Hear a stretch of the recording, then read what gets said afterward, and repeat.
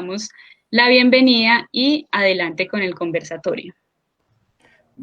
Doctor Humberto, una cosita. Las personas que nos están acompañando en el Facebook Live también pueden escribir en sus comentarios las preguntas que la persona va a estar poniéndolas aquí en el chat, la persona encargada. Entonces, para que también lo hagan los que están en el Facebook Live. Doctor Humberto.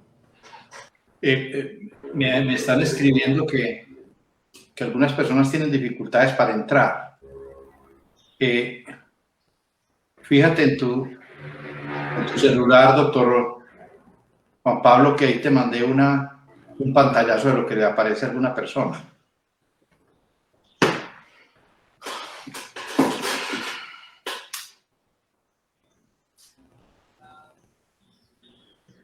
Lo que pasa es que esas personas apenas se están inscribiendo para que les llegue la invitación. Si quiere, doctor Humberto, reenvíeles esa es la invitación.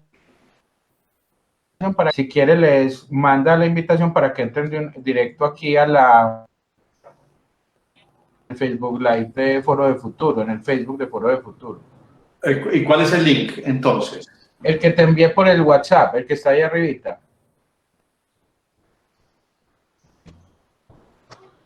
Va a ir .ly/Foro de Futuro, este. Sí. O también en el que acabo de enviar Lucio, también ahí.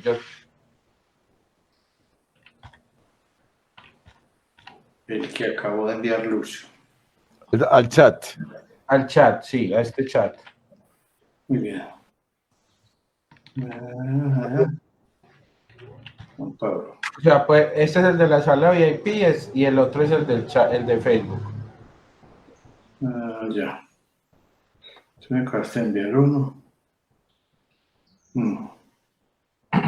Espérate, yo esto. Este no, este es otro, este es el VIP, que este no es ese. Este es otro, ¿no? El VIP es para que entren aquí directamente. ¿Y ese lo puedo compartir o no? Si quieres, sí, pues si son personas conocidas tuyas, sí, cómo no. O si no, que entren por este otro que te acabo de enviar a tu WhatsApp, por el del Facebook. Perfecto. Acabaste de enviar uno al WhatsApp. Este, ya. Copio y lo reenvío. Exacto. Pego. Ready. Muy bien, muchas gracias. Entonces, empezamos. Por favor. Por favor.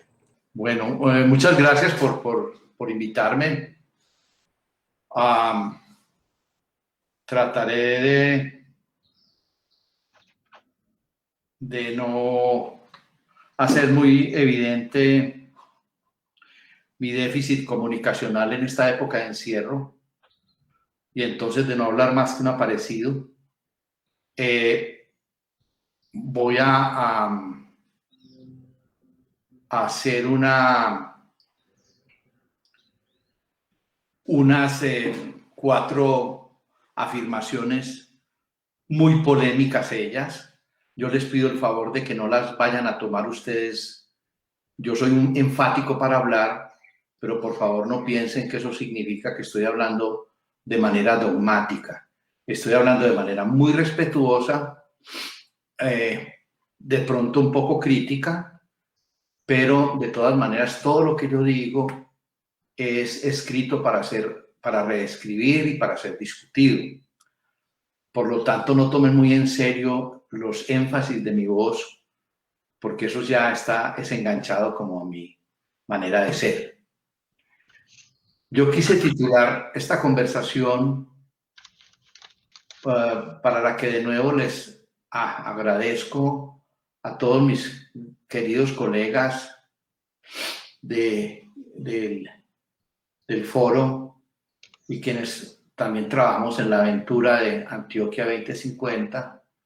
Les quiero agradecer que me hayan invitado y estaré pues muy preocupado de que no vaya de pronto a defraudar sus expectativas. Yo quise titular estas palabras como unas palabras pues pandémicas, y yo voy a sostenerles a ustedes en esta conversación que el cambio educativo durante esta época ha sido más que un cambio, ha sido una acomodación logística, con el peligro de que nos quedemos en la acomodación logística y se nos olvide el cambio.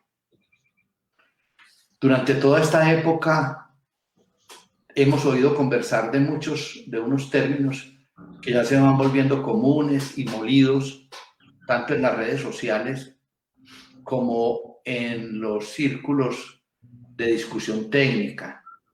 Por ejemplo, Naciones Unidas saca un texto sobre la educación en épocas de pandemia, en la que también se repite mucho sobre esta serie de conceptos sobre los cuales yo no voy a abundar, ni siquiera me tomaré el trabajo de definir, porque son términos bastante conocidos. Pero son un locus comunis, unos lugares comunes sobre los cuales se itera mucho en esta pandemia, que son los conceptos de resiliencia, de superar la brecha digital, de pensar seriamente el tema de la inclusión, de enfocar la educación en este momento básica y casi que exclusivamente en las debilidades del sistema, en lo que está fallando en el sistema. Esta falla pues se refiere obviamente a las fallas de tipo tecnológico o de tipo logístico y de infraestructuras, de preparar a los docentes, de la flexibilidad curricular. La flexibilidad curricular aquí es entendida, digo yo, en una acepción un poco más generosa que lo que ofrecen los documentos, en 3 dimensiones. Una flexibilidad, hablando de los temas de un currículo híbrido o la hibridación curricular, que es una mezcla de lo académico con lo no académico. Eso, por cierto, me parece que es un gran paso. Pero se habla entonces de la importancia de juntar el mundo de lo académico con el mundo de lo no académico. Cuando se habla de flexibilidad curricular también se está hablando en otra dimensión de los multiagentes, es decir, de otros agentes no tradicionales que pueden intervenir en los procesos educativos. Y finalmente se habla de la flexibilidad curricular en términos de intervenir otros ambientes, o yo la llamaría una flexibilidad curricular multiambiente. Esta flexibilidad curricular, como ustedes ven, no toca el core, el corazón, el alma, el centro de gravedad de la concepción o los enfoques curriculares, sino que se mantiene siempre en los tensores de una propuesta fundamentalmente de carácter de las mediaciones, de las infraestructuras, de los software, es decir, de las mediaciones. También se habla mucho en esta época, y es como la palabra más socorrida, inclusive inventada y adaptada de una versión francesa de educación rural, que es lo que llaman la alternancia en Colombia, pero que universalmente se conoce como la educación combinada. Es decir, de que un muchacho puede estar estudiando desde la casa o en el colegio, pero combinando las dos situaciones. Y también, pues, en otros contextos se habla mucho de la homeschooling, o sea, de la escuela en la casa, que tiene pues ya un grupo digamos, casi que de correligionarios, que es una expresión que cabe aquí porque son personas muy fanáticas, muy creyentes de los homeschooling. Ellos consideran que de pronto la escuela antes de la pandemia y ahora con mayor razón es un lugar de contaminación, y entonces ellos, como hay otras creencias muy respetables como los veganos y otras cosas, también hay como la tendencia a los homeschooling. Y finalmente se habla mucho de las herramientas. Ese es el tema pues más manido y más conocido, el que tenga la última herramienta, el último grito de la moda, en materia de mediación de los procesos educativos. Nótese que herramienta no es pedagogías. Pero entonces yo empiezo por una primera pregunta que me hago aquí en voz alta ante ustedes. Si estos cambios son realmente cambios en la educación. Si esto realmente responde a los retos que tenemos hoy con o sin coronavirus. Si nos estamos haciendo entonces las preguntas correctas frente a la educación. Mi conclusión, que la ofrezco a ustedes, como les digo siempre, en calidad de discusión, es que no nos estamos haciendo las preguntas correctas. Es que no estamos respondiendo a los retos que tiene la educación de hoy y en que no son realmente cambios en la educación. Estamos ante una acomodación logística de la vieja y tradicional educación, que con seguridad, porque tampoco quiero ser un iconoclasta ni un desconocedor de lo que se ha avanzado, apunta a mejorar el sistema de gestión escolar y seguramente el mejor agenciamiento de la educación, incluso de la divulgación del conocimiento que se puede enseñar institucionalmente. Pero no me sigue sin responder la pregunta, para mí, es de qué educación estamos hablando y para qué propósitos y con cuáles resultados. Entonces yo quiero decir 4 apostasías o 4 afirmaciones apóstatas que pueden ser más que apóstatas, heréticas, herejes, y que posiblemente algunos de mis queridos colegas no las recibirán con mucha alegría, pero lo hago como un poquito por agitar la conversación frente a un tema que yo considero de una urgencia vital para nuestra sociedad. Mi primera apostasía es esta. ¿Será que la educación es solo un derecho? Porque es que es casi sagrado decir, la educación es un derecho. Yo estuve trabajando en la Ley 115 de Educación cuando se consagró la educación como un derecho. Porque siempre se hablaba de la educación como servicio.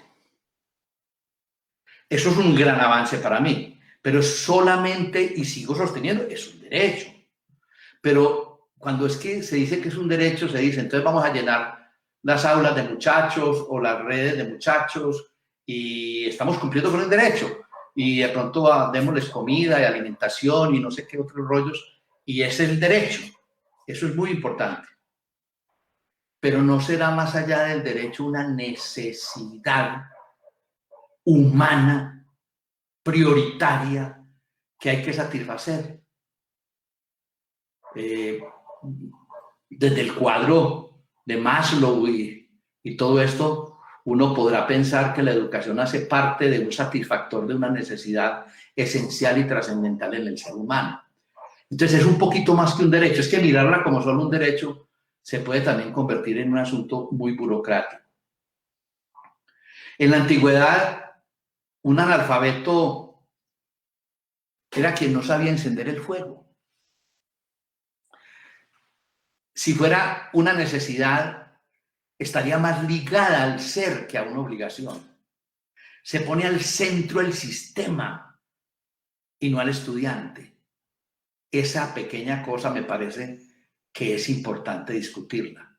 ¿Quién está en el centro de nuestra educación? Yo creo que una planeación educativa tercermundista, si uno se pone a hacer un análisis comparados en el mundo de planeación educativa, uno empieza a notar rápidamente que una planeación educativa tercermundista se distingue, y me disculpan si esto es un poco fuerte, porque la hacen los que no tienen idea de educación, ni tienen una cultura universal, ni tienen formación científica. la hacen con investigaciones de peluquería, es decir, con conceptos, con opiniones, que es muy importante la formación técnica, que es muy importante no sé qué, y el otro dice otra cosa, pero son opiniones. Digamos que se hace una amalgama de opiniones y con esto se hacen las planeaciones educativas. Para hacer un edificio contratan estudios y diseños muy rigurosos, pero para hacer un proyecto educativo lo hacen con una ignorancia a veces envuelta en frases grandilocuentes y le echan la culpa a Platón, a Sócrates o algunos pues a pedagogos modernos inclusive. La retórica de la educación, sin embargo, se va convirtiendo cada vez en una retórica más frívola. Y yo lo veo reflejado en la forma como se administra. Cada vez llega más a la administración educativa gente que conoce muy poquito del tema. Y es muy difícil conversar más allá que contar pupitres, contar computadores, contar recursos, etc.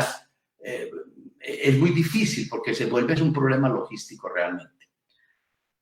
La mayoría de los políticos, yo creo que casi todos,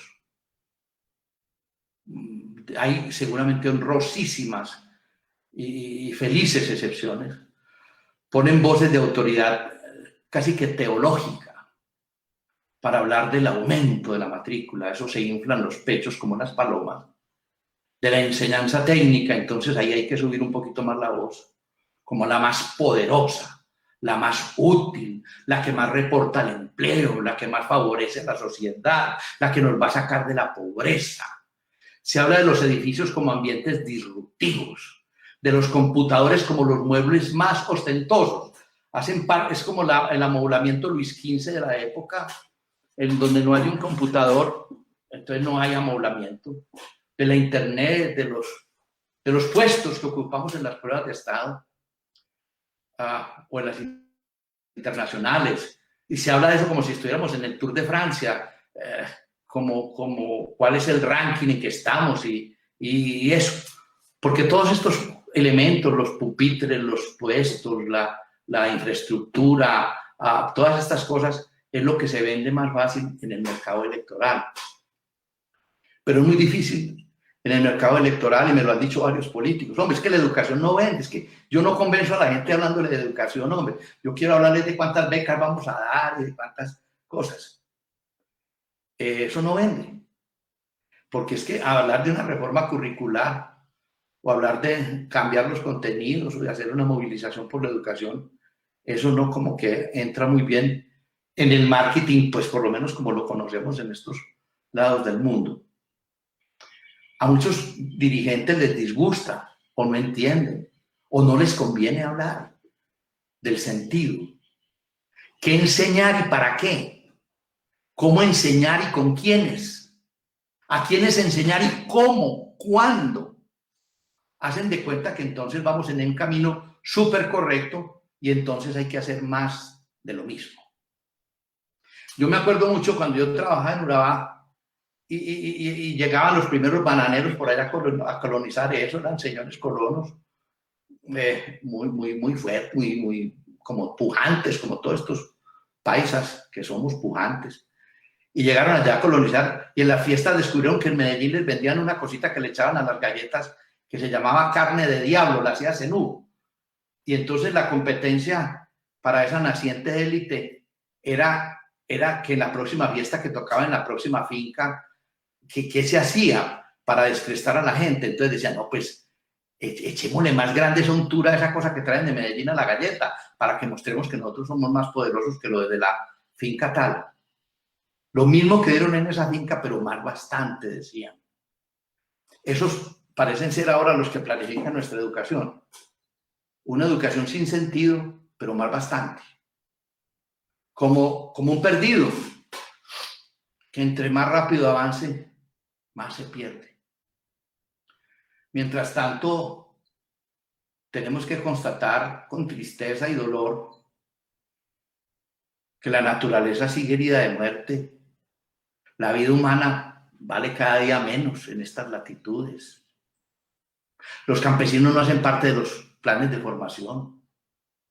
La política se degrada. al Estado se lo roban. La exclusión parece ser un prestigio aprendido, casi que es prestigioso excluir. La gente sabe menos sobre los fundamentos de la ciencia. La ética es una costumbre olvidada o un discurso de viejitos. La cultura universal se transformó en entretenimiento. Hay escritores que hablan del infotenimiento, de la cultura tomada como entretenimiento informático. La inequidad hace parte del currículo oculto, que es casi siempre el más evidente. La pobreza se vuelve parte del paisaje. La economía se enamora del extractivismo primitivo y rara vez genera valor agregado de complejidad tecnológica. La empresa se vuelve una actividad rentística y con una economía política de la exclusión, como lo ha dicho recientemente y desde hace un ratico Luis Jorge Garay. No sabemos leer. Casi todos somos neolectores, inclusive estos que nos llamamos académicos. A veces descubrimos que somos neolectores. No sabemos disentir, no sabemos bailar, no sabemos cocinar, no sabemos desear, no sabemos respetar, no sabemos ser ciudadanos. Claro, dirán algunos, pero es que muchas de esas cosas no se aprenden en la escuela, eso se aprende en la casa. Sí, claro. Pero en la casa no lo pudieron aprender tampoco abriendo la nevera o prendiendo el televisor. Tal vez abriendo los ojos y los oídos en la escuela. Y en otras partes lo aprendieron también en las casas. O mejor dicho, no lo aprendieron en las casas. Sí, yo creo que tenemos que fundar nuestra educación. La ética, las emociones, las habilidades para la vida, los principios de la ciencia que no están repartidos por porciones separadas. Aquí está la ciencia esta, aquí está la otra ciencia, aquí está la otra ciencia. Cuánto le doy de esta y cuánto le doy de aquella, y en momentos distintos y para comer en platos distintos. La escuela, la ciencia no está pegada en la vida como la carne en los ganchos de las carnicerías de pueblo. La escuela, que es el medio de comunicación, el arte, la empresa, la comunidad local, el trabajo, y creo que hasta en los colegios se podría enseñar si se les encuentra sentido. La vana esperanza de que la tecnología entonces piense y actúe por nosotros. Todo mundo en la pandemia tenía como tabla de salvación pegarse de la tecnología para que nos fuera la gran redentora. Por supuesto que es una mediación importantísima para poder llegar, así sea de una manera opaca, a la gente, de una manera emergente para lo que no estábamos preparados. Pero la vana esperanza de que la tecnología piense y actúe por nosotros. La gente piensa que la modernidad es la tecnología. Yo no dejo de acordarme de las historias sorprendentes de América, un libro de un autor que conocí hace rato y no me acuerdo del nombre, no es como muy célebre el señor. Es lo sorprendente de la historia es que yo no dejo de preguntarme cuando oigo esto de que la tecnología nos salve, como cuando los españoles llegaron acá y nosotros o nuestros antepasados se sorprendían con los espejitos. ¿Será que estos son espejitos? O digámoslo pues más elegantemente, espejismos. Entonces les quiero proponer mi segunda apostasía. El reto no es que la educación se vuelva parcial o totalmente virtual, o remota, o digital, o tecnomediada, o por internet, sino que lo remoto o lo virtual sea totalmente personalizado, vivencial, para poderlo llamar con acierto un modelo pedagógico basado en la persona y sostenido por la virtualidad. Una de las cosas más potentes de la tecnología es que no hay ninguna ignorancia que la tecnología no pueda ser más grande. Piensen solo en los fake news. ¿Qué tal, señores y señoras? ¿Qué tal que los programas académicos desactualizados, descontextualizados, despersonalizados, nos los estén vendiendo como una especie de fake news académica? Y que digamos que esa cosa es el conocimiento. ¿Qué tal que digamos que la amalgama que se junta, esos son los nuevos conocimientos que hay que adquirir? En los foros y en las conferencias pandémicas se repite con insistencia sobre los grandes cambios que tendrá la educación del futuro. Y una de las frases más repetidas, sobre la cual seguramente ustedes están hoy cansados de escucharla, es: la educación virtual llegó para quedarse. La tecnología llegó para quedarse. Eso se repite en todos los... Yo estoy cansado de oír eso en todos los foros. Pero yo no escucho que se diga el cambio llegó para quedarse. O la reflexión sobre la educación es una cosa importante y eso es lo que debería permanecer. Porque es que la tecnología no resuelve lo que no resuelva la intencionalidad humana. Edgar Dijkstra, el científico computacional, el que llaman el filósofo de la computación, de la autoestabilización computacional, el creador del famoso algoritmo de Dijkstra, o la solución del camino más corto, el pensador llamado el pensador de la informática dice que la ciencia de la computación no tiene que ver con las computadoras, más que la astronomía con los telescopios. El asunto no son los computadores, no son los software, ni las infraestructuras de red. El asunto pareciera ir más allá. Shoshana Zuboff, un texto que recomiendo mucho, escrito hace unos meses, en el septiembre, y ya es un libro muy importante de la profesora de Harvard. Escribió un texto que se llama El capitalismo de la vigilancia. Dice ella que la tecnología no es el problema.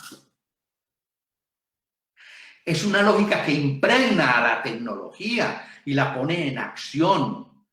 Esa lógica es a la que ella llama la tercera modernidad, que según su versión y su análisis muy documentado, es uno de los textos más documentados que yo he conocido. Esa señora no pone una frase sin citar la investigación, el estudio, la evidencia científica. Y según su versión, esta tercera modernidad arranca en el 2011 con Apple como la gran protagonista. La tecnología no es una cosa en sí misma, aislada de la lógica de la economía y de la sociedad. Por lo tanto, la inevitabilidad tecnológica no existe. Lo que existe es la obligatoriedad del capitalismo tecnológico. Este capitalismo tecnológico de la tercera modernidad tiene como materia prima gratuita y por primera vez en la historia de la humanidad. Y se llama, ¿saben cuál es la materia prima de la nueva historia de la humanidad? La conducta humana, la experiencia humana. Esa es la materia prima. Es ella misma, además, la que tiene otra ventaja de que además de ser gratis, es ella misma quien se ofrece. No tiene que salir ningún tipo a ofrecerla. La misma conducta humana se ofrece en las redes, en los medios, en todas partes. A ello se corresponde una nueva arquitectura global de modificación conductual, una economía de la vigilancia, un nuevo poder instrumentario. Ello funda una religión sin alma que Shulhan y creo que también Harari llaman el dataísmo, la nueva religión del dataísmo. Una publicación anarquista Ekintza Zuzenaz, eso es vasco, ¿no? Que quiere decir acción directa, publicó en el 2004 un paralelo entre las dos distopías de las que se ha hablado últimamente durante esta pandemia. Y se dice que son pensamientos más o menos equidistantes o comparables. La de Orwell y la de Huxley, cuyas obras se escribieron con 15 años de diferencia, a comienzos del siglo XX. 1984 de Orwell y Un Mundo Feliz de Huxley son dos novelas que describen mundos futuros totalitarios y en cada una de las cuales el sometimiento de la población se logra por medios, sin embargo, diferentes, aunque creamos que es la misma distopía. En el 84, por ejemplo, la opresión era impuesta externamente, mientras que en El Mundo Feliz de Huxley, para privar a la gente de su autonomía, madurez, de su historia, no hacían falta ningún gran hermano. Según Huxley, la gente llegaría a amar su opresión, a adorar a la tecnología para anular su capacidad de pensar. Orwell temía que se prohibiesen los libros. Huxley temía que no fuese necesario prohibirlos porque nadie estaría ya interesado en leerlos. Si les suena conocido, por favor, edítenlo. A Orwell le preocupaba que nos privasen de la información. A Huxley, por el contrario, temía que nos diesen tanta que quedáramos reducidos a la pasividad. Si les suena conocido, piénsenlo. Orwell recelaba de que se nos escondiese la verdad. Huxley creía que la verdad se vería inundada por un mar de irrelevancia, de estupideces. Si les suena conocido, piénsenlo. Orwell temía que nos convirtiésemos en una cultura prisionera. Huxley, por su parte, temía que nos acabásemos convirtiendo en una cultura superficial, ocupada de sensacioncitas o de trivialidades. Años después de la publicación de estas dos novelas, Huxley volvió a escribir y escribió El Retorno a un Mundo Feliz. En este ensayo ya afirmaba que en 84 de Orwell se controla a la gente provocándole el dolor, mientras que en Un Mundo Feliz se le controla provocando el placer. Orwell creía que lo que odiamos nos destruiría. Huxley, en cambio, pensaba que lo que nos destruiría sería precisamente esto que estamos adorando. El tema de la inteligencia algorítmica, que es como una de las cosas con las que más estamos perplejos, se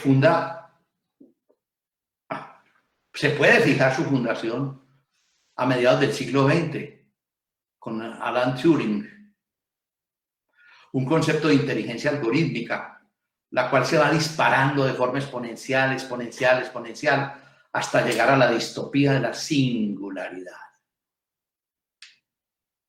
La Singularity University.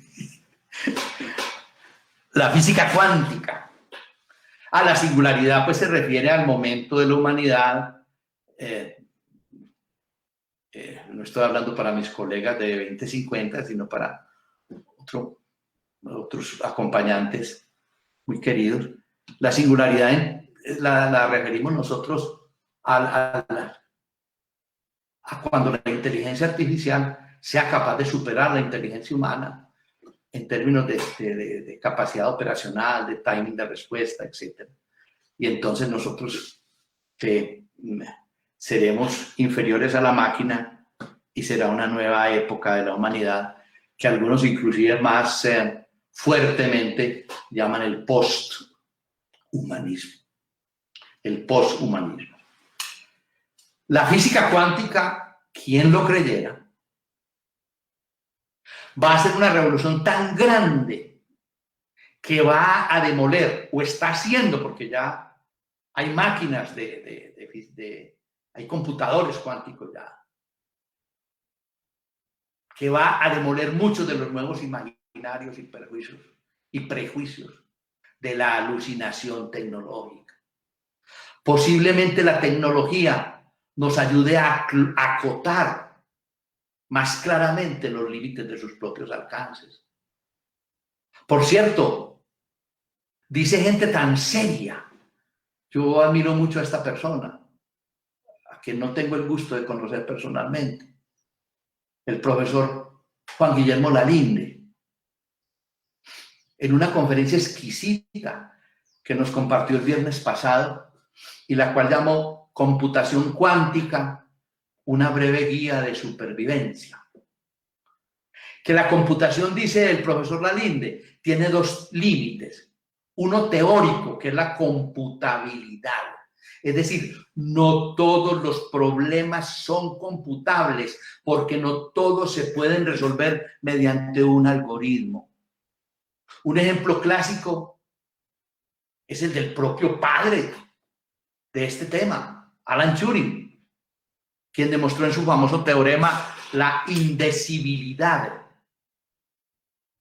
Es decir, que no es posible escribir un programa de computador que nos diga si otro programa cualquiera se queda o no se queda colgado.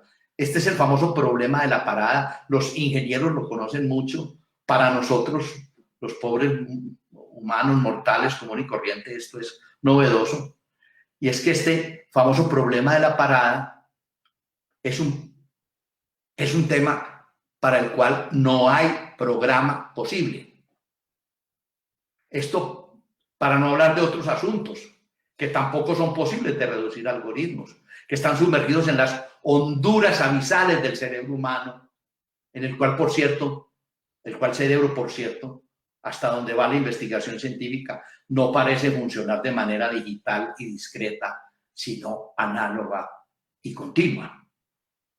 La otra limitación de la máquina es el de la tratabilidad, que hace que existan problemas que, aún reducidos a algoritmos, no pueden hacerse en ciertos horizontes de tiempo y capacidad de procesamiento. Habría problemas que podrían durar en su resolución 3.000 años de procesamiento.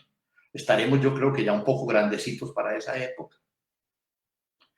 Pero claro que la cuántica, la promesa de la cuántica es resolver eso. Entonces, digamos que por lo menos se mitigaría una de las dos restricciones que tiene la inteligencia computacional. Pero por lo menos hay una que no puede resolver. Para que no hablemos entonces ahora de otras cosas como las pasiones humanas y otros asuntos que tampoco son algorítmicamente solubles. Solo tiene sentido la singularidad cognitiva si el cerebro humano funcionara como un computador. Si es discreto y algorítmico, de lo contrario no tiene sentido hablar de una inteligencia parecida a la humana. Eso nos enseña el profesor Lalinde, que por cierto es un ingeniero que tiene, por lo que yo entiendo, una incidencia directa con las máquinas que en este momento están haciendo procesamiento cuántico en IBM.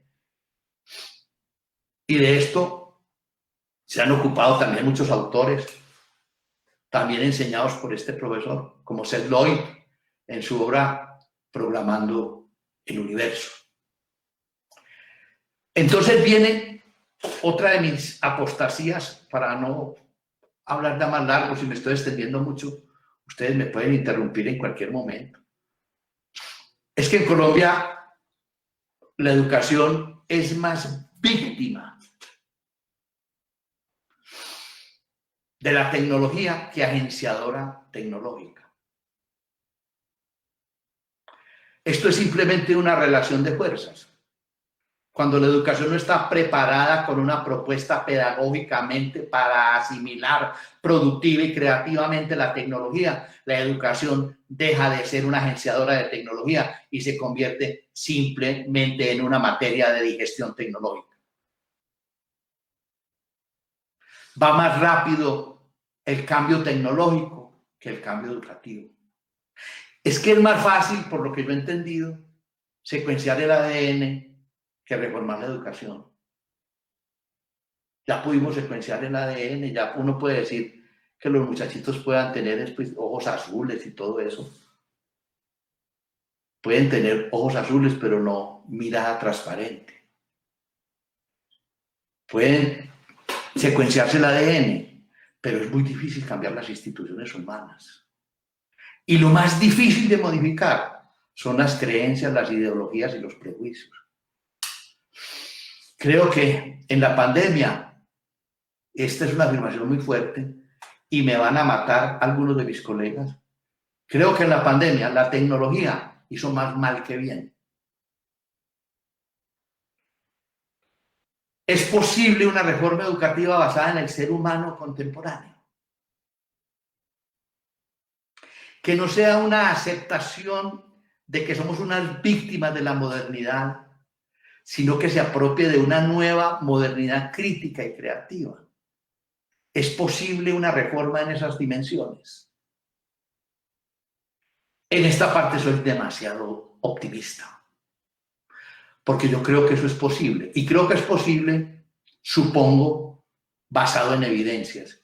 Y en evidencias que les comparto y ustedes me podrán decir si son evidencias o son producto de mi emoción o de mi compromiso afectivo con las utopías amables de la humanidad.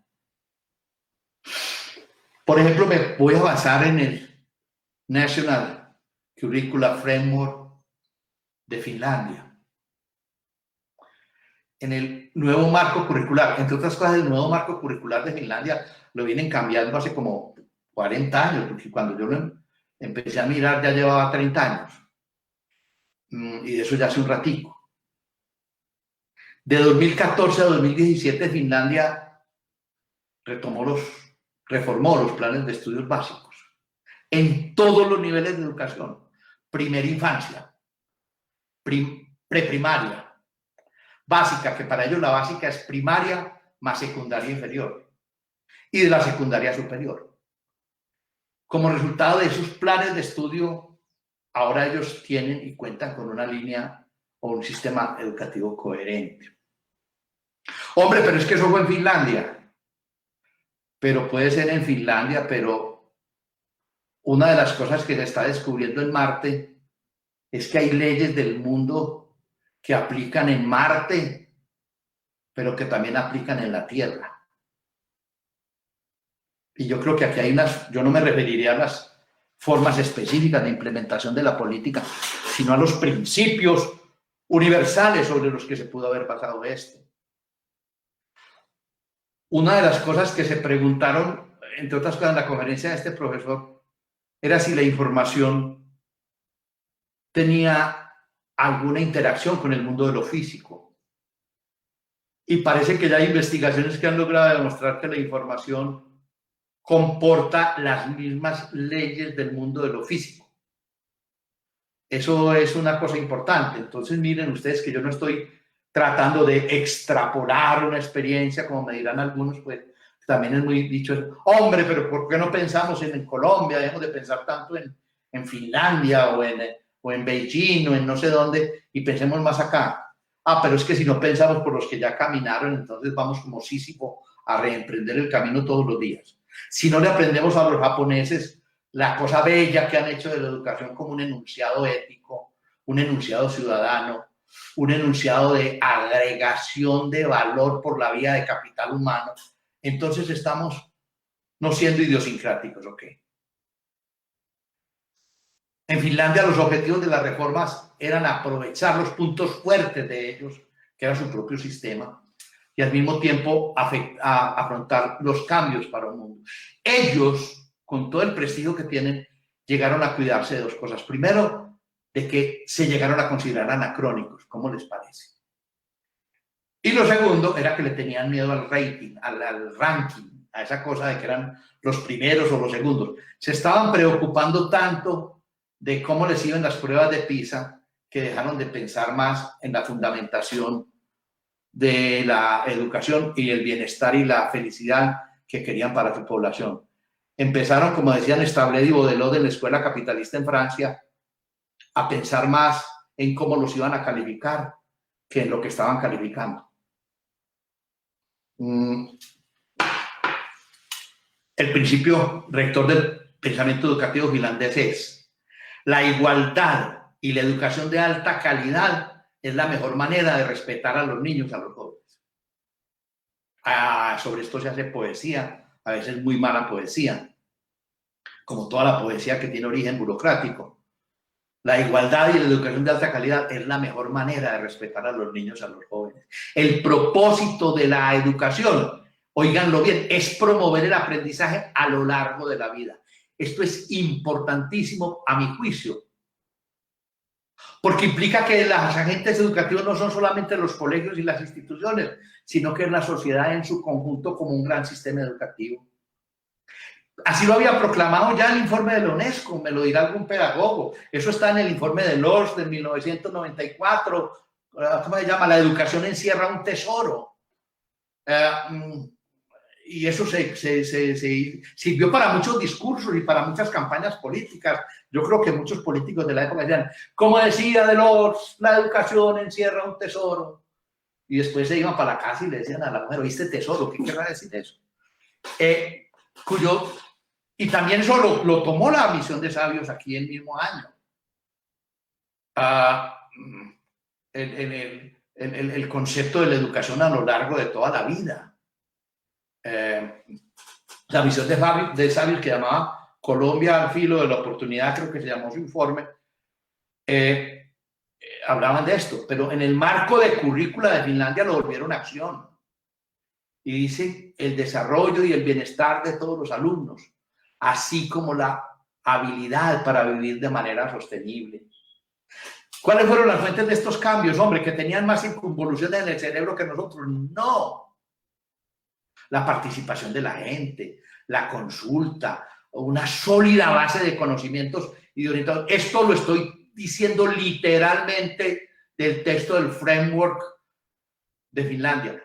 La sólida base de conocimientos y orientación de futuro, respaldada por la investigación de futuros, lo que siguió el proceso de reforma nacional. Obsérvese que no hablan de futuro en singular, sino de futuros en plural. También los municipios, las escuelas elaboraron sus planes de estudios locales. Todo esto fueron fuentes. Hay una fuente muy bonita que tienen ellos y es que lograron hacer un barómetro que es un instrumento de predicción de la educación a 30 años, a 15 años, a 10 años, y sobre esa base montaron un sistema evolutivo permanente de su proceso educativo. El enfoque de la reforma era mejorar la alegría. La alegría, sí, literal, la alegría. Y el significado del aprendizaje y la capacidad de los estudiantes, mejorando el aprendizaje de aprender para aprender, de aprender a aprender, así como habilidades transversales y apoyar en las escuelas el aprendizaje colaborativo. Un enfoque integrador y multidisciplinario, tratando de reventar esos corsetería difícil de la modernidad que son las asignaturas. Se enfatizó en un enfoque pedagógico integrador, multidisciplinario, y se desarrollaron multitud de herramientas para traspasar los límites de las asignaturas. La Agencia Finlandesa de Educación, porque allá hay una agencia y hay un ministerio. El ministerio es encargado de temas de cultura y del tema de la educación superior y otras cosas. Pero quien está permanentemente agitando todo el tema y en permanente evolución y encargada de estos asuntos es la agencia. También desarrolló una herramienta llamada Learning Barometer, que es el barómetro, que es el barómetro del que les hablaba ahora para predecir y anticipar el futuro educativo.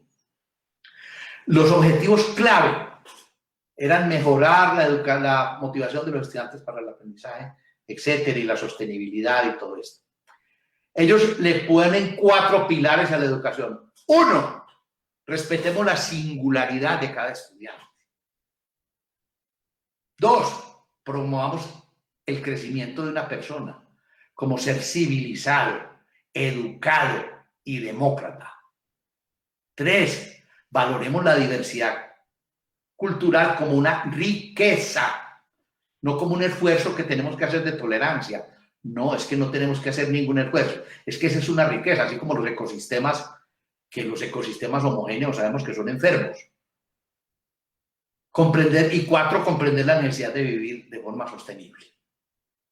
Pero hay una cosa que me llama mucho y me parece preciosa en la, así hable como algún ex candidato, preciosa. La educación se apoya en un ser humano que luche por la verdad, la bondad, la belleza, la justicia y la paz. Esos son los 5 sustratos de todo el contexto curricular de ellos. La verdad, la bondad, la belleza, la justicia y la paz. Estos 5 derechos. Qué bello rethinking, qué bello rediseño evocador y esperanzador del Cassiodorus del siglo VI, en el Quadrivium, cuando entendía que lo que había que enseñar era aritmética, geometría, astronomía y música. Estamos volviendo a un nuevo Quadrivium, en este caso sería un Pentivium. La humanidad está volviendo a concentrar a través de la interdisciplinariedad y la co-creación otra vez al reencuentro curricular para que las cosas hagan sentido y transformen vida. Con base en esto ellos se hacen un montón de preguntas. Ellos no tenían respuestas para todo, a pesar de que eran los líderes en el mundo de esto. Yo no citaré la retahíla de preguntas que se hacen, pero sí les quiero decir que hicieron muchas preguntas y finalmente utilizaron el conocimiento más reciente de las investigaciones del cerebro humano y las investigaciones sobre el aprendizaje. Se tuvieron en cuenta las experiencias emocionales, mucha importancia a la formación de las emociones, mucha importancia a la formación en los fundamentos de la ciencia, a la interacción entre los saberes y a la colaboración entre las personas.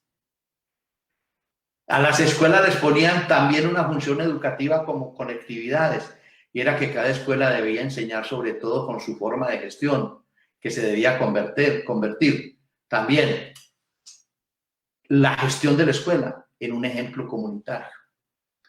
Bueno, lo que ellos llaman el core currículum, esa palabra me llamó mucho la atención porque esa palabra core la utilizan muchos son los empresarios.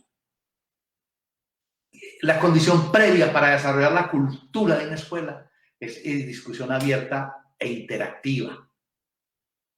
El plan de estudios lo hicieron basado en 7 principios. El concepto fundante de todo esto es la escuela como comunidad de aprendizaje, no de repetizaje, no de copiaje, no de memorizaje, sino de saber preguntar, de saber hacer, en donde es tan importante conocer sobre el pensamiento de Copérnico, como saber preparar las onces para los compañeros.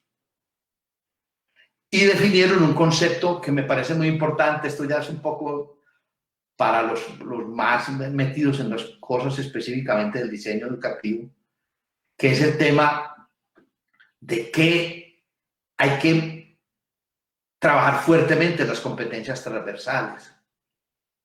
Y ellos definen como competencia transversal no cualquier cosa, sino una agrupación de conocimientos, habilidades, valores, actitudes y voluntad. Mire, nosotros que siempre somos como tan apasionados y somos pensando como en categorías binomiales o trinomiales, y no somos más incluyentes, más holísticos, pensamos que una cosa es el conocimiento y otra cosa es la competencia, que una cosa es la habilidad y otra cosa es la competencia, que una cosa es la actitud y otra cosa es la competencia. Pues no, señores, para estos amigos la competencia son los conocimientos más las habilidades, más los valores, más las actitudes, más la voluntad. Eso es para ellos, digamos, el poliedro de una competencia. Es decir, nosotros lo decimos aquí en términos muy grandilocuentes a veces, pero que no significan más allá de la retórica, de la importancia, que es decir, que la integralidad, que no sé qué.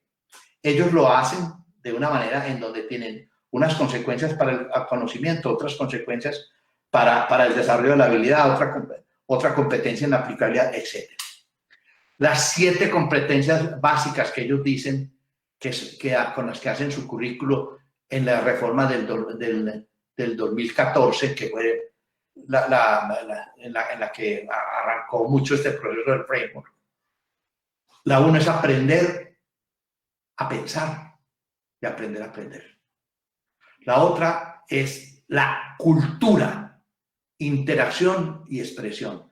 De esto los japoneses nos pueden enseñar de aquí a la Patagonia, de cuidarse y de saber gestionar la vida cotidiana, la vida diaria. Y una cosa que ellos me llamó mucho la atención es que llaman la multialfabetización. Y esa multialfabetización tiene, digámoslo, 2 capas. Es la alfabetización representacional y la alfabetización instrumental. La alfabetización instrumental es la alfabetización en la informática, el computing literacy, la alfabetización en redes, la network, la alfabetización en redes, la alfabetización tecnológica. Y vienen ahora las alfabetizaciones representacionales, que son la alfabetización informacional, la alfabetización visual y la alfabetización para los medios.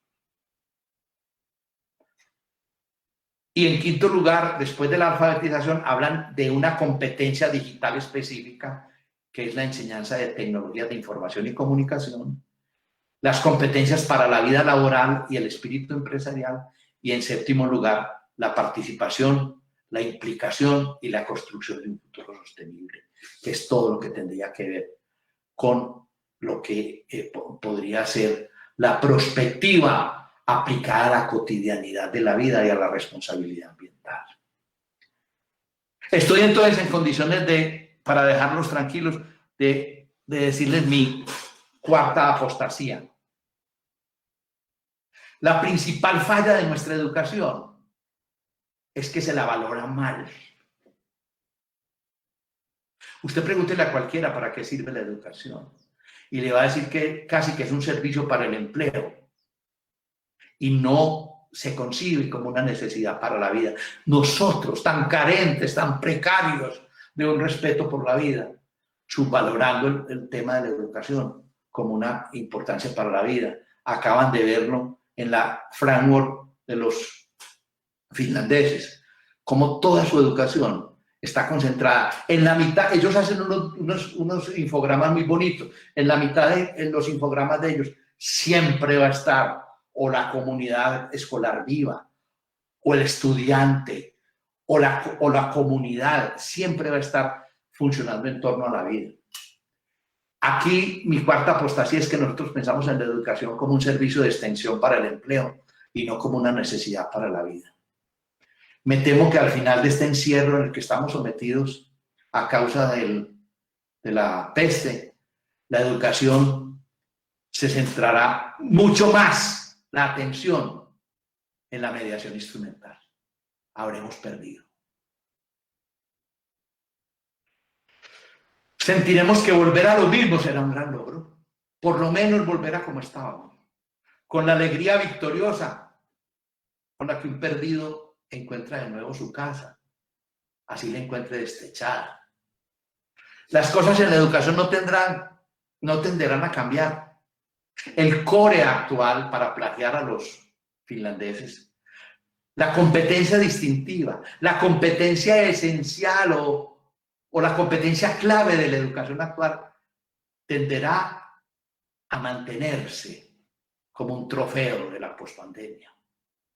Colombia es el epicentro de una gran emergencia ética que alcanzó la magnitud tal que nos produjo una alteración enorme en nuestras pasiones. Ahora podríamos hablar de una gran locura colectiva. Nosotros tenemos unos serios problemas de enfermedad mental colectiva. Nuestra inteligencia colectiva, como decía el profesor Pierre Levy, en el caso de nosotros la inteligencia colectiva es una inteligencia que está seriamente lesionada. Nuestro sistema neurológico colectivo está enfermo. Estamos ante una verdadera emergencia emocional. Abran la prensa, vean un periódico y miren cómo estamos matando los líderes, cómo estamos haciendo atrocidades con los niños, todo lo que está pasando en esta lamentable situación por la que está atravesando nuestra cultura colectiva. La ignorancia no es que no sepamos de física o de aritmética o de lo que sea, porque la ignorancia no es falta de conocimiento, sino un exceso de conocimientos falsos o inadecuados. La ideología y las creencias estúpidas pueden ser una prótesis para un humano que no puede vivir sin explicar. El ser humano se tiene que dar explicaciones. Por eso cuando no las tiene, tiene que acudir a unas fuerzas misteriosas y exotéricas y raras. La ignorancia no es un vacío. La ignorancia es una indigestión, decía Cioran. Para superar esto, habría que hacer una movilización nacional con los jóvenes, la ciudadanía al centro, los líderes, los empresarios apoyando, con verdaderos sabios al frente, libres de toda sospecha estos sabios, intérpretes de lo que tenemos, soñadores ilustrados de lo que nos falta. Tenemos que hacer una operación rescate del ser, ese que está perdido entre asignaturas desconectadas entre sí y desconectadas con la vida, asignaturas aburridoras o muertas que provocan más bostezos que interrogantes. Si no hacemos un cambio de sentido, podemos seguir pensando en que la cuarta revolución tecnológica descenderá en forma de fuego enviado por un Dios, el Dios de la nueva religión del dataísmo, la religión de la data, una muerte del humano, esperando a que una tecnología ciega nos tire un gancho misterioso para sacarnos del abismo en que estamos frenéticos y felices cantando reggaetón. Muchas gracias. Doctor Humberto, muchas gracias por estos aportes tan importantes para cuestionarnos la educación en tiempos de pandemia, para cuestionarnos también los retos que tenemos frente a todos los procesos educativos en los distintos niveles. Y qué pena la interrupción. Quisiera recordarles también a nuestra audiencia y a los asistentes de la sala VIP que pueden interactuar a través del chat y también pueden levantar la mano para dejarnos sus aportes, y también a los que nos acompañan desde el Facebook Live. Asimismo, damos paso entonces a nuestros contertulios, al doctor Pedro Juan y a Juan Pablo, para continuar con esta Hablemos en Serio. Mi muy querido doctor Humberto, me inclino reverente.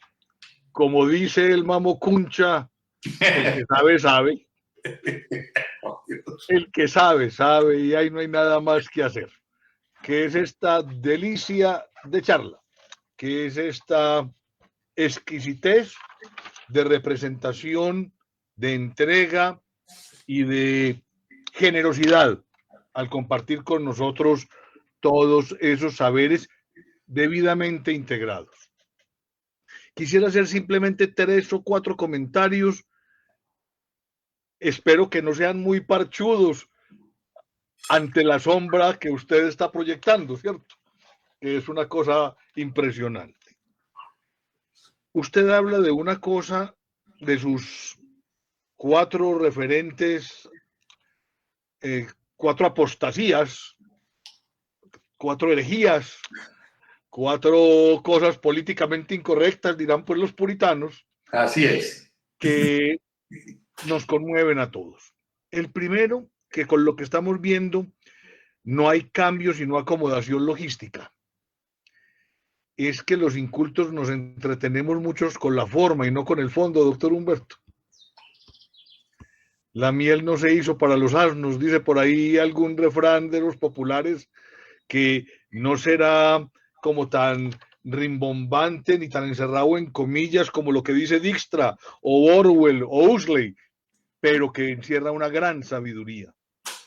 Sí, definitivamente nos acomodamos, y la acomodación pues trató de darle continuidad a un proceso sobre el cual había unos convenios o contratos o matrículas vigentes, y teníamos que terminar periodos o semestres o elementos de continuidad que de otra manera hubiera sido muy complicado explicarlo.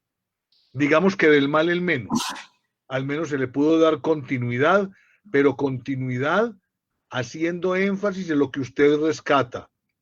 Tratamos de replicar, utilizando la tecnología, mediante el teleclase, la teletrabajo, lo que algunos pretenciosos hablan como educación virtual, que de eso no tiene pues ni la más remota aproximación. Lo otro, algo que es bellísimo, lo que usted está mencionando, y que de pronto tuvimos la oportunidad de conversarlo a nivel personal en algún momento del tiempo con Juan Pablo y con Lucio, cuando hablábamos de Antioquia Visión 2050, y es que la tecnología, cuando llega al hogar, cuando es al de tal, comillas, cuando es gracias a un mecanismo móvil o a un computador de escritorio o a un radio que le llega a alguien, pues eso sí es una verdadera descentralización de la información, no tanto del dato como de la información, pero eso sí, en el fondo y en el trasfondo, y recuerdo sus palabras, es una forma de reivindicar aquella figura tan excluyente, pero tan productiva como el de la institutriz o el mentor. Institutriz o mentor. Yo tengo por allá ciertos rasgos de militar. Soy oficial del ejército colombiano, para mucho honor mío. Y entonces me encanta Alejandro Magno, ¿cierto? Que se dice que entre sus muchas cosas, pues le debió muchos de sus éxitos a su mamá, que era insoportable. Entonces él lo que le estaba poniendo era distancia, ¿cierto? Entonces por eso se dedicó a caminar y a caminar y a caminar y a conquistar para ponerle kilómetros a la mamá, pues porque como que fregaba mucho. Pero se pone uno a auscultar la biografía de Alejandro Ptolomeo, que es uno de sus principales biógrafos, pero es que entre algunos de los tutores que tuvo Alejandro, había un señor llamado Don Aristóteles, ¿cierto? Entonces, si yo tengo la posibilidad de tener a Aristóteles para mí solo un rato, y si yo de pronto no soy un macho bravío y me dejo orientar, pues hombre, alguna cosita queda, ¿cierto? Porque es que no estamos hablando de cualquier Pedro Juan, estamos hablando de Aristóteles. Entonces, la figura de institutriz y de tutor, diría yo que se puede reivindicar, Juanchito, con el uso pleno de la tecnología, porque es que llega a cada quien. Y ahí sí entonces la inteligencia artificial puede cualificar, puede focalizar, puede determinar cuáles son los atributos del estudiante 1, 2, 3 o 24, o de Pedro Juan, o de Juan Pablo, o de Gloria, o de Humberto, o de Darío, o de Ángel, o de Fernando, o de Melissa. Yo complementaría, perdón que hable en primera persona, doctor Humberto, el concepto de dataísmo. Va a ser una expresión muy forzada en términos fonéticos. Informaísmo, pero una información que tiene ese interrogante acerca de su veracidad, porque es que yo puedo replicar información inexacta y no necesariamente de mala fe. Una cosa es el dato, quieto, pero otra cosa es la información que supuestamente está analizada. Pero si está mal analizada, si está incompletamente analizada, no es una cosa fácil. Ese paralelo que usted hace entre Orwell y Huxley es maravilloso, didáctico, simple, pero que muestra dos formas de autoritarismo, ¿cierto? Orwell con ese miedo a la represión tan macha. Y yo diría que Huxley, un poquito amigo de Maquiavelo, rescatando el concepto de manipulación, ¿cierto? Donde en el fondo decía Maquiavelo, con mucha gracia, pero con mucha profundidad, que los dos grandes manipuladores del planeta son los bebés y los ancianos. Los bebés y los ancianos, que generan ternura, que generan ganas de que los cuidemos y los protejamos. Y mientras nos sensibilizan, nos manejan con un dedo los sinvergüencitas, ¿cierto? Y entonces hay que sí. Acuérdense que Hitler se debería ver muy bello de ancianito y de abuelito, no. Pero todos los viejitos también tuvieron 20 años. Eso dice mi mamá, doña Berta, que tiene 95. Muy bien. Hay que rescatar, yo diría que dentro de su discurso, el manejo del concepto de posthumanismo. Posthumanismo. Y cuando hablamos de posthumanismo, como la etapa ulterior o el resultado final de la singularidad, mirada bajo un aspecto simplemente lineal. Simplemente lineal. Esas distopías merecen un gran reconocimiento. Hombre, Juan Guillermo Lalinde es un prócer. Juan Guillermo trabaja en EAFIT y tengo me deja, yo lo digo en público porque es que los que somos profesores a ratos gozamos con otras cosas distintas. Es mi alumno de pregrado y desde chiquito se sabía qué iba a hacer porque era un distinto, un matemático puro, pero con un gran sentido humanista. Un gran sentido humanista. Y el hombre es la sencillez en blue jeans. Eso pues, eso, pero usted ve el talante de los temas que maneja y cómo los maneja. Yo creo, Juanchito, que debemos invitar a Juan a que comparta alguna cosa. Muy bien. Lo otro, y esto sí, una pequeña herejía, pero mía, doctor Humberto, déjeme alguna para mí, Estamos cumpliendo 200 años del nacimiento de Baudelaire, el poeta maldito, ¿cierto? Las flores del mal, que fue el encargado en su momento, en una época, comillas, gloriosa de la cultura occidental europea, donde todo era pintura, donde todo era bohemia, donde todo era tranquilidad, donde los ricos estaban tranquilos y donde los pobres estaban resignados y toda la pendejada. Llegó él a decir que era lo que estábamos viviendo no era real, que lo que teníamos que entender era que el mal, comillas, llamémoslo el mal genéricamente, estaba ahí en todas partes, en todas las cosas, y que la luna no era de queso.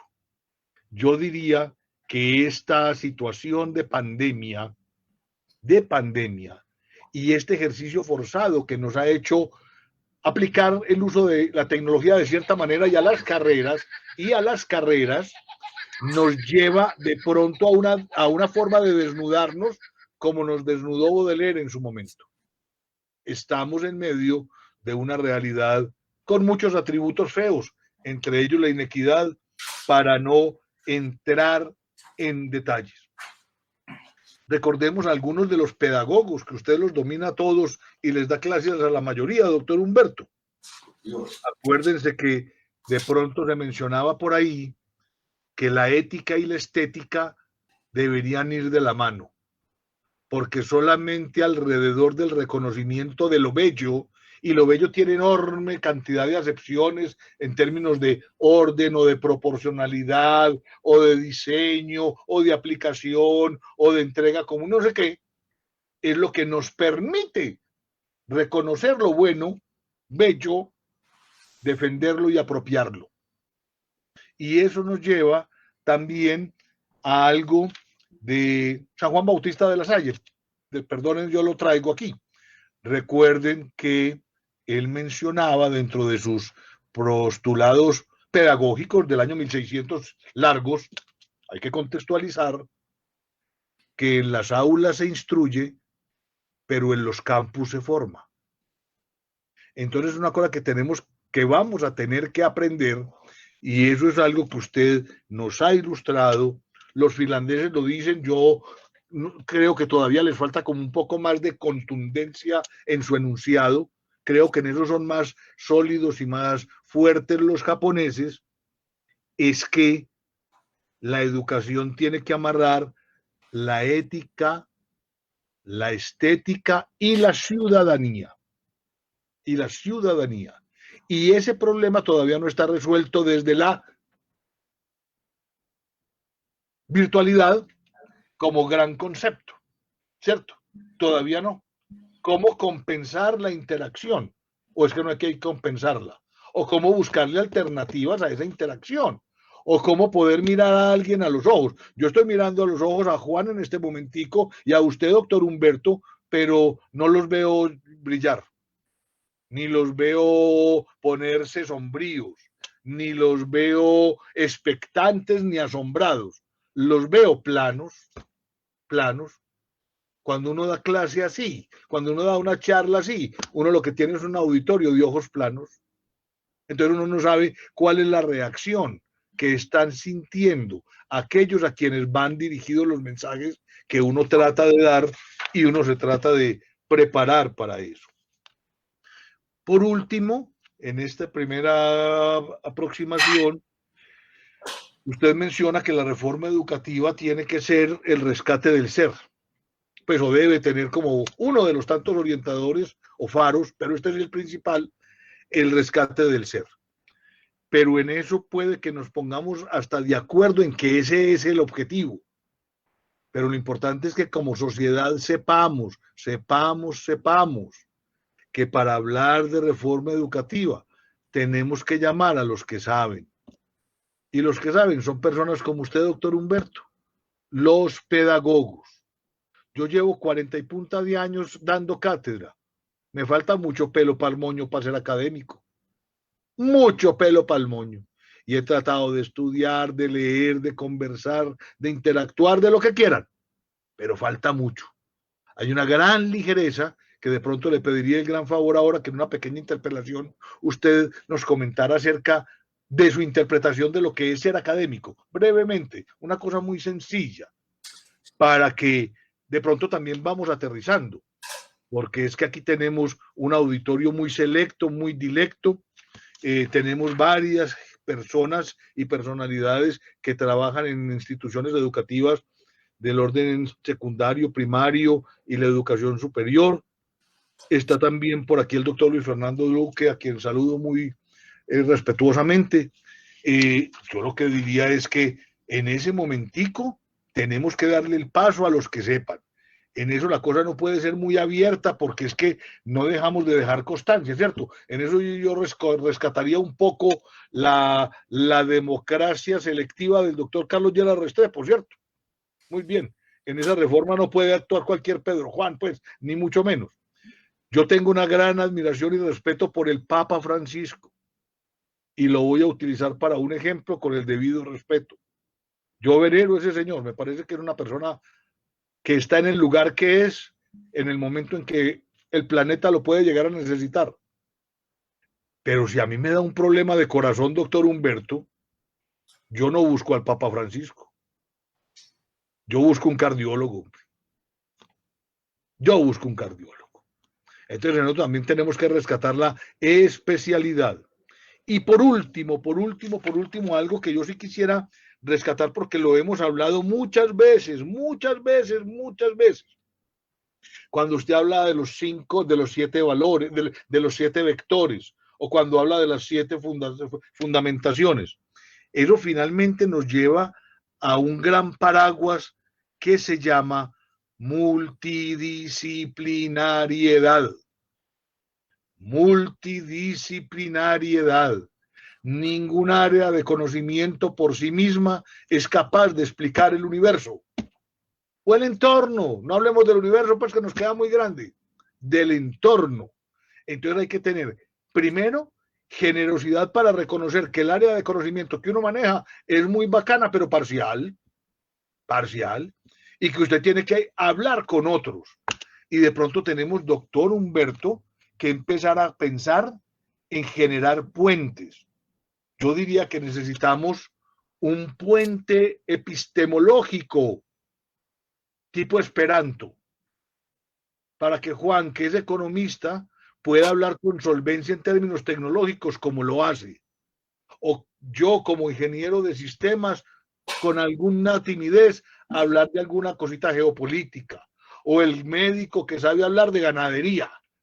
Pongámoslo a cada quien en su cosa. Multidisciplinariedad. Eso debe ser un tema para tener en cuenta.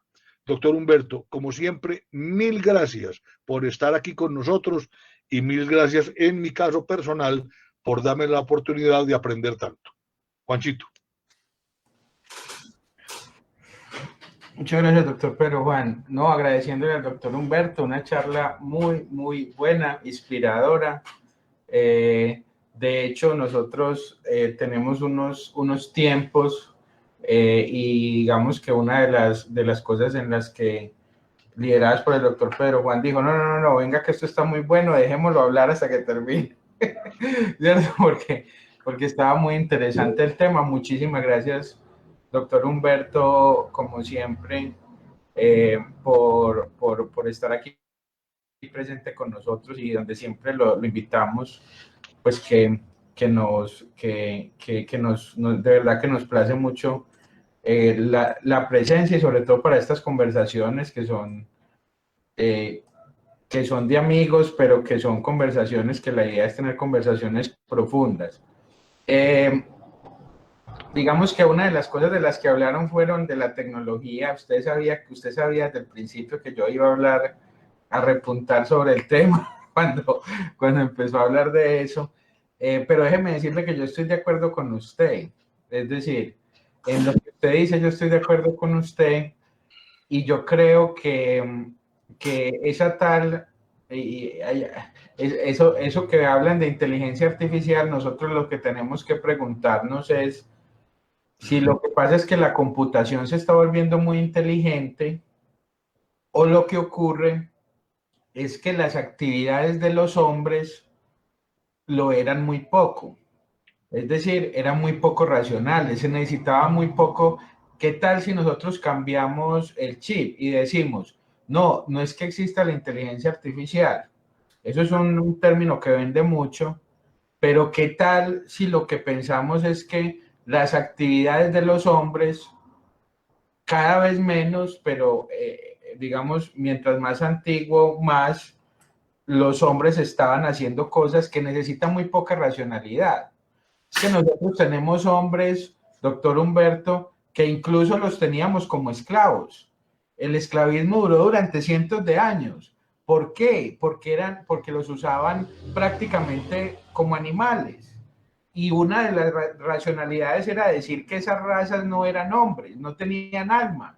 Inclusive cuando vinieron los españoles acá o los ingleses a los Estados Unidos, la racionalidad es, no, hasta que no se conviertan al cristianismo no son realmente humanos, son animales. Y eso era una manera para poderlos esclavizar, para hacer trabajos de animales. ¿Es que acaso es trabajo que necesita mucha racionalidad para usted coger un barco y poner a los hombres a remar como si fueran un motor de barco? Para eso no se necesita mucha inteligencia. O para transportar otros hombres, o como armamento militar. No, qué pena. Lo que pasa, o incluso hoy, usted necesita mucha inteligencia, por ejemplo, para manejar un carro. Yo tengo amigos que les ha pasado lo mismo que a mí, que estoy manejando y cuando menos pienso resulto en un lugar que yo digo, ay, qué pena, ¿yo por qué me vine por acá? Estaba tan elevado pensando que el carro se manejó solo, es decir, uno no necesita pensar para manejar. Entonces un carro que se maneje con inteligencia artificial no es que sea muy inteligente.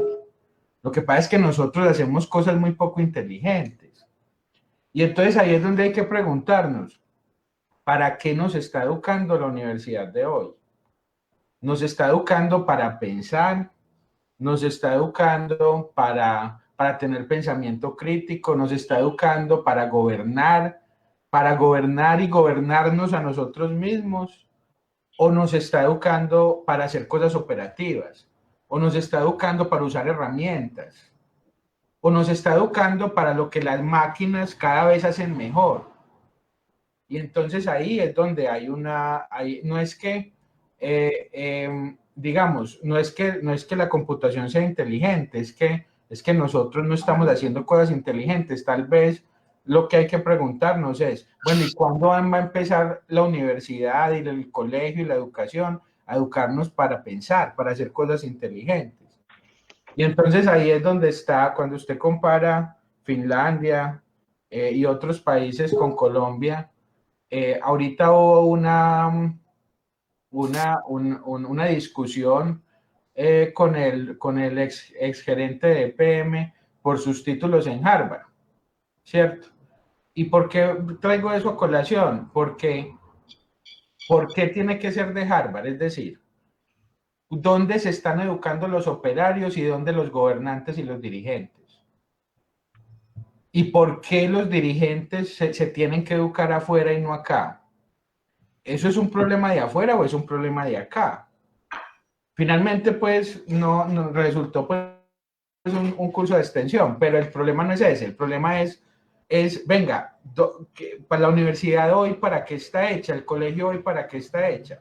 ¿Para usar herramientas o para pensar críticamente, para resolver problemas, para identificar casos y retos, para comunicarse, para qué está hecha la educación desde hoy? Y traigo eso a colación porque es que usted empezó hablando de que la educación la deben gobernar pues personas que sepan, etcétera. Eso fue algo que subrayó el doctor Pedro Juan ahorita en su intervención, pero yo le pondría algo adicional, complementario. Yo diría, ojo que es que hay un problema y es que en algunas ocasiones existen también PhD muy mal educados. Existen doctores que usted los pone a resolver un problema real, de la vida real, y no son capaces. Son personas que creen que la ciencia no es de la vida, sino de las bibliotecas.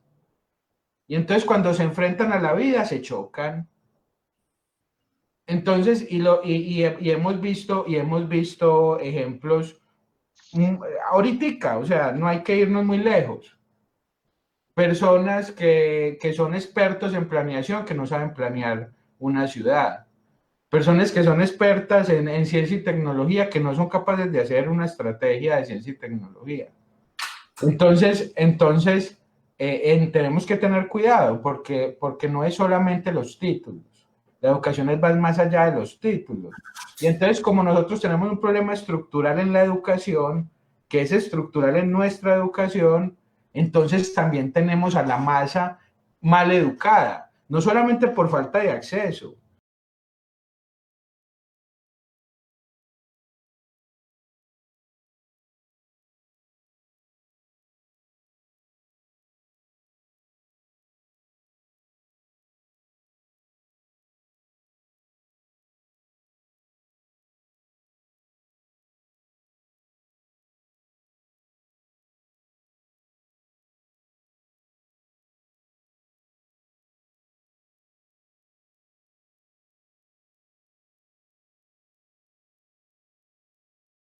Felicidades que te da, que una vida no sería completa sin las felicidades que te da el trabajo. El trabajo es una herramienta para la vida y para la vida, no para la vida solamente de uno o de los seres humanos, sino para la vida en general. Entonces la pregunta es, ¿qué tiene que ver el irrespeto por la vida con el irrespeto a la educación? Pues creo que están muy paralelas, muy relacionadas. Es que la educación no es para el trabajo ni la vida tampoco. Debe ser al contrario. Las personas no son para que le sirvan a la economía. La economía es la que le debe servir a las personas. Y entonces en ese sentido es que hay que mirar la pandemia. Es que en la pandemia hay gente que dice, no, es que hay que dejar que las personas se mueran, pues ¿para qué? Para que la economía no se muera. Pero, ¿qué es primero? Si nosotros pensamos en que la vida es primero, de pronto podemos empezar a pensar en transformaciones reales, no solamente logísticas, como usted decía al principio. Doctor Humberto. Muy bien. Hombre, yo me siento muy orgulloso de estar verdaderamente con ustedes, porque yo sé con quiénes estoy tertuliando, si ese verbo lo podemos inaugurar.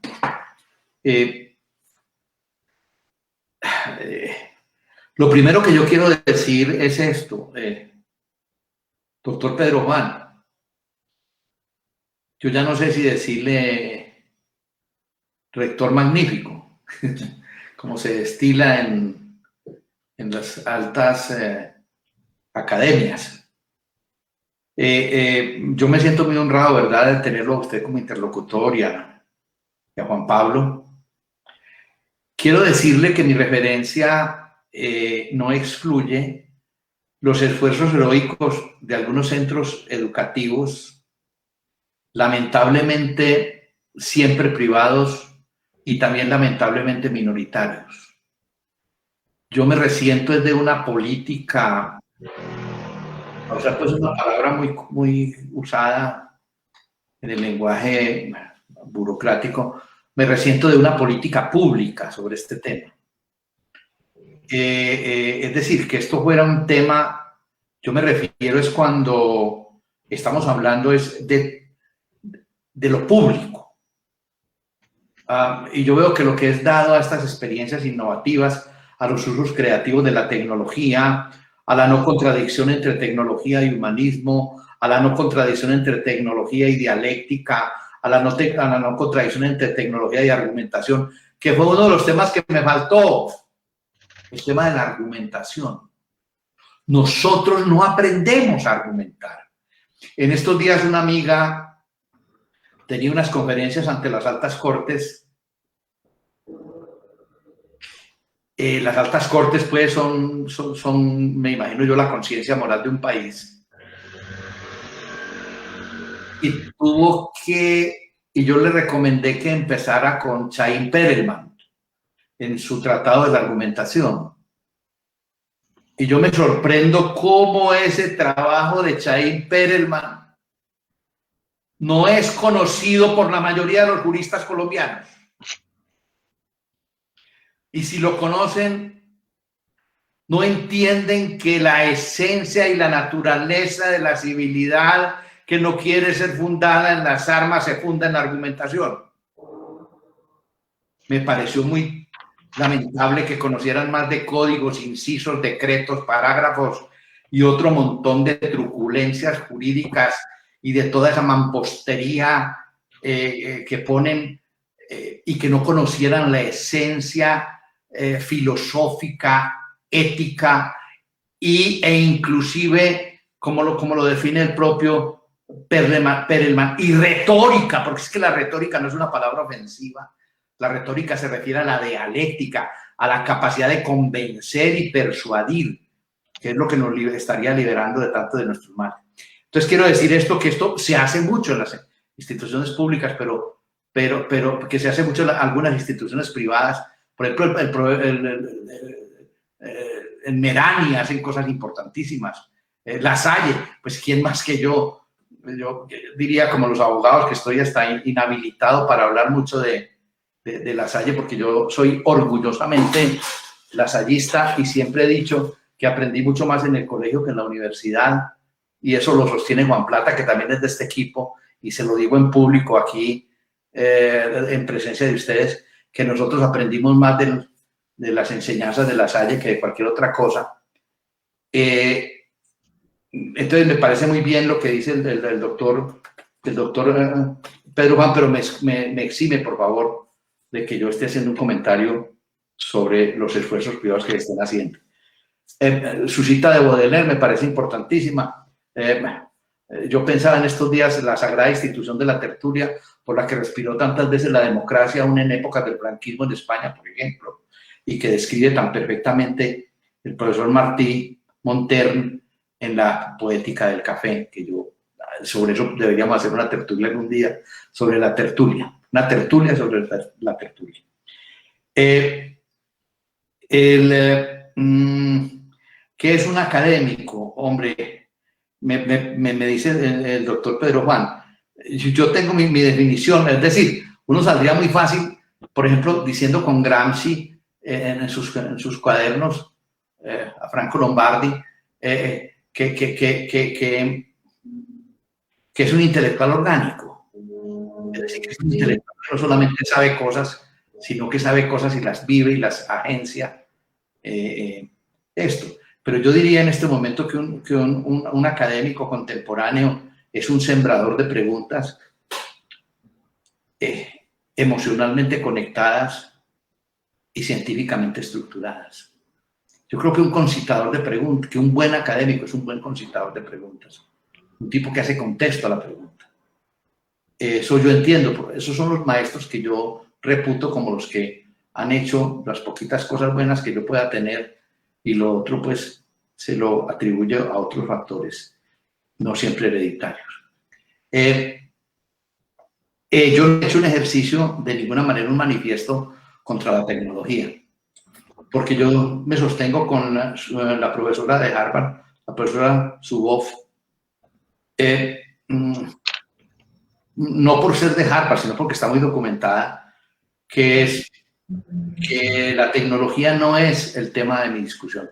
Mi discusión es la acción tecnológica, es lo que se hace con la tecnología cuando ella no está precedida por el pensamiento y el criterio.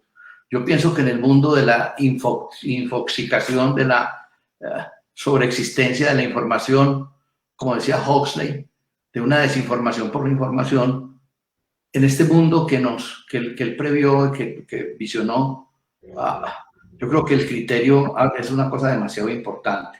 Entonces, yo no estoy hablando, la tecnología es para usarla, no.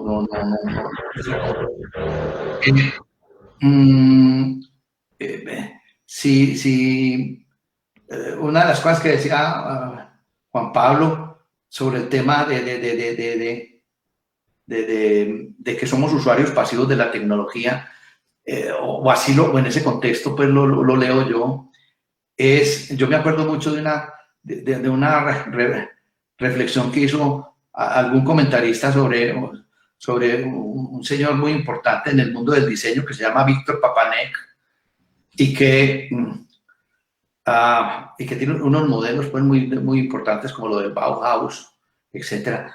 Pero decía que es que nosotros la tecnología la usamos de manera pasiva, la usamos para la comodidad. Entonces no somos usuarios transformadores. Es más, por ejemplo, este ejemplo tan sencillo. Yo me pongo a pensar en mi propia experiencia, yo qué parte de un computador sé usar. Y verán ustedes que uno usa un computador como una máquina de escribir, a veces como una tablita una hojita de cálculo, uno que otro para hacer unos diseñitos más o menos, pero la mayoría usamos un computador. Es decir, la tecnología no nos llega porque nosotros no tenemos la formación criterial y la fundamentación para poderla aprovechar. La tecnología es una acción del conocimiento más que una acción de las máquinas y de las ofertas. En eso creo que estoy de acuerdo con Juan Pablo, y me ahorré pues una gran discusión con Juan Pablo, que sabe tanto y viene pues de una escuela tan rigurosa en estos temas. Yo creo que tener título ya no significa, Juan Pablo, tener conocimientos. Yo pienso que a mí me parece pues que hay unas ciertas discusiones pues muy formales y muy no sé, porque tratan como los títulos a veces son tratados como, yo lo veo a veces muy parecido a lo de las marcas, ¿no es cierto? Que yo tengo unos jeans pero que son Levi's o que son no sé qué, entonces tal, yo tengo un título pero es de tal parte y probablemente no sea más profundo su conocimiento, su training en la vida, su experticia y todas sus cosas, que otro que tiene un título un poco más dorado en los escudos, más grande en los ribetes y más sonoro en los nombres. eso sigue siendo, pues, sin duda un factor de valoración y de ponderación que yo no discutiría, pues, porque yo no soy anarquista, pero sí creo que hay otras cosas que están muy por encima y cada vez creo más en la posibilidad de que se reivindiquen los saberes y creo en la profunda formación, en la inmensa formación de los grandes autodidactas que finalmente es a los que les debemos lo que enseñan y cobran en esas universidades.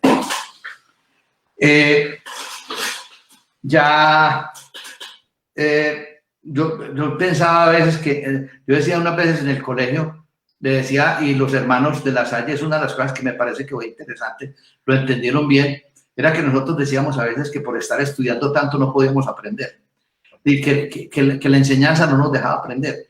Entonces ellos decidieron soltarnos un poco la rienda de seguir con Gabriel María Bruño, que fue el gran orientador después del santo de La Salle, y nos dejaron ser, y nos dejaron discutir, y nos dejaron hacernos preguntas, y eso nos sirvió mucho.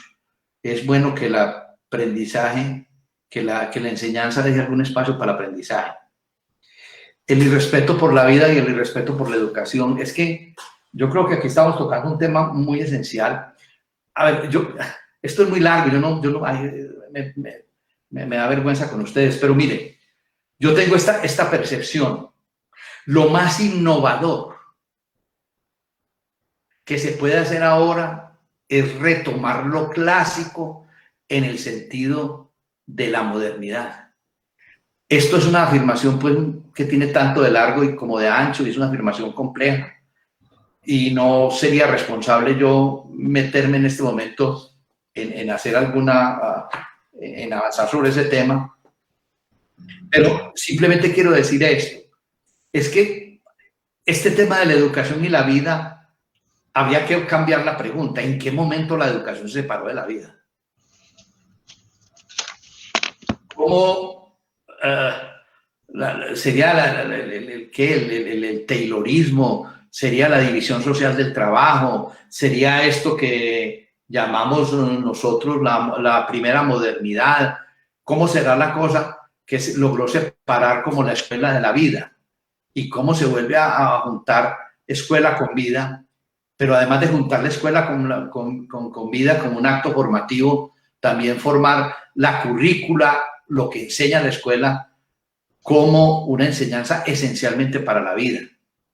Esa es la gran cosa que yo creo, querido Juan Pablo, que tendríamos que pensar y que reflexionar en un momento. Yo pienso que sobre esto habría que hacer tertulias, pues, más amplias. Yo soy amante y militante de la tertulia. Creo que es el único partido político en donde tendrían la irresponsabilidad de recibir una persona como yo, pero y por eso, pues, me gusta mucho el tema de la tertulia. Terminaré diciendo, con los 200 años de Baudelaire, que dice, uno lee en Martín Montert en la poética, en la poética de los bares, en la poética de la tertulia, lee uno que la modernidad, quien lo creyera, hay autores como este que les acabo de citar, que no la hacen depender de las universidades, sino de las tertulias. Entonces me parece, y las tertulias tienen un cierto aroma baudeleriano. Se habla de Baudelaire, siempre su nombre estará pegado de la tertulia.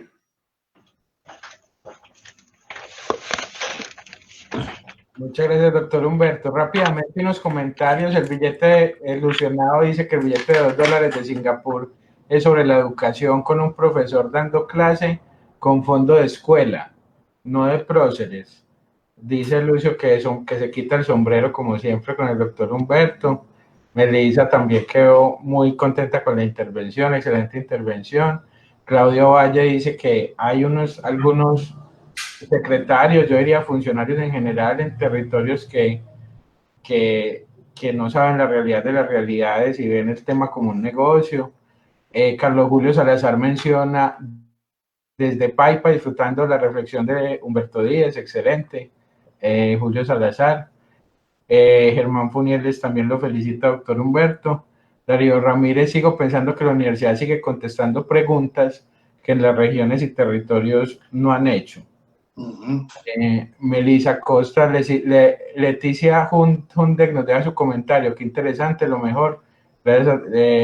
Deogracia Jaime Espineda, desde el paraíso más grande de nuestro bello planeta, el páramo del Sumapaz, a 3325 MSNM, donde quiero seguir educando los saberes de mis antepasados, los surtagaos y los muiscas, para muchos llamados, entre comillas, indios, pero con una maravillosa sabiduría, no como ahora los señores y señoras iluminados. Darío Ramírez, guía el ensayista de la época del hermano Felipe. Es decir, estuve formándome hace 50 años. El hermano Felipe decía, uno puede quedar mal armado, pero no mal formado, entendiendo la formación como los cambios que debe producir la educación en cada persona. Carlos Ramírez nos dice maravillosas disertaciones, conmovedoras, filosóficas, humanistas, profundas, espirituales. Gracias a los intelectuales Humberto y Pedro Juan. Ana Clarisa nos manda saludos desde el CTP. Ana Clarisa también dice, yo leí el libro de Aldous Huxley y es genial. Y nos felicita por la charla. Doctor Pedro Juan, ya estamos llegando a la... Sí, ya le vamos a dar la palabra a Gloria Andrea para que nos despache. De nuevo, mis agradecimientos, nuestros agradecimientos, doctor Humberto, y a todos los que nos acompañan. Como ese pensamiento suyo de que en cuanto fue que se disparó la escuela por un lado, la vida por el otro, el trabajo por el otro, permítanme, les robo 1 minuto y medio para compartir con ustedes un poemita, para que vean, yo también tengo mi corazoncito, contra todos los pronósticos, pero tengo mi corazoncito. Y es de Antonio Muñoz Freijó. Dice, no son los muertos los que en dulce calma. Y dice así, no son los muertos los que en dulce calma la paz disfrutan de su tumba fría. Muertos son los que tienen muerta el alma y viven todavía. No son los muertos, no, los que reciben rayos de luz en sus despojos yertos. Los que mueren con honra son los vivos, los que viven sin honra son los muertos. La vida no es la vida que vivimos, la vida es el honor, es el recuerdo.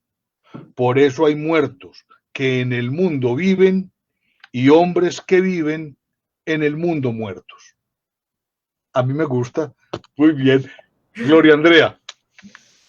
Muchísimas gracias a todos los que se conectaron, al doctor Humberto Díez, al doctor Pedro Juan y a Juan Pablo. Agradecemos su asistencia y participación de este conversatorio. De igual manera a nuestros participantes durante el chat, ya sea en el Facebook Live y aquí en la sala VIP.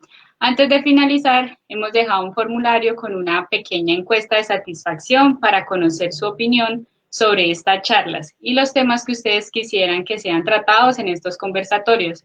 Finalmente, recordarles que están invitados a la siguiente charla, donde tendremos un invitado, al señor Albeiro Acevedo, quien nos ilustrará sobre el tema de la reforma tributaria el próximo miércoles, igualmente, de 5 a 7 de la noche. No siendo más, desde el Foro del Futuro les deseamos un feliz resto de semana. Les agradecemos a todos y todas sus valiosos aportes y asistencia a este conversatorio. Y por favor no olviden llenar la encuesta. Feliz noche para todos y todas. Hasta luego, muchas gracias, que estén muy bien.